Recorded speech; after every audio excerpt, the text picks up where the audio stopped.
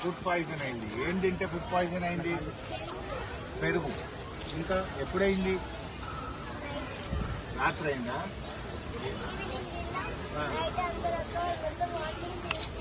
అన్న జరిగింది వాళ్ళు ఏడున్నారు మరి అందరు పాప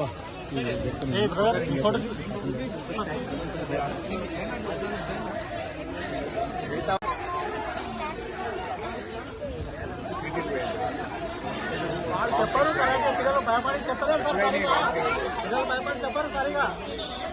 ఇబ్బంది మాకు టీవీలో దాని వస్తుంది కదా, దాన్ని తీసుకొని వచ్చాను. మాకు ఇబ్బంది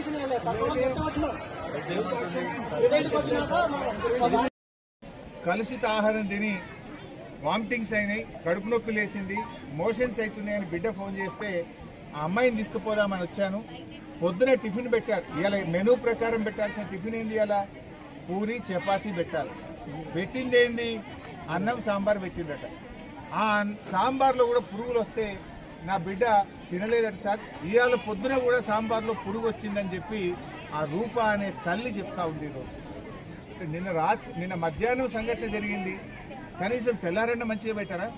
మెనూ కూడా ఫాలో కారా?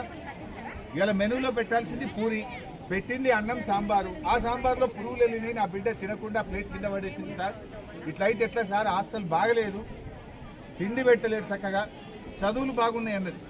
ఏమాట కామాట ఉన్న నిజం చెప్పాలి. చదువు బాగానే ఉంది కానీ తిండి చక్కగా లేదు, నీళ్లు రావడం లేదు, బాత్రూంలకు పోతే కక్కస్తున్నది, వామిటింగ్స్ వస్తుంది. ఎప్పుడైనా పోయి మేము చూడడానికి పోతే అసలు నిర్వహణ ఏమాత్రం బాగలేదు అని చెప్పి తల్లులు ఒకవైపు బాధపడుతున్నటువంటి పరిస్థితి ఉన్నది.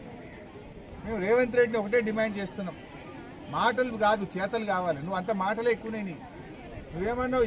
ఈ తాపు ఎక్కడన్నా ఏదైనా హాస్టల్లో కలుషిత ఆహారం పెట్టే సీదా జైలుకే పంపుతాను. ఏం చర్యలు తీసుకున్నాను ఆయన? రోజు అసలు కలుషిత ఆహారం తిని ఆసుపత్రుల పాలు కాని రోజు ఒకటి ఉన్నదా? ఏ జిల్లానన్నా ఉన్నదా?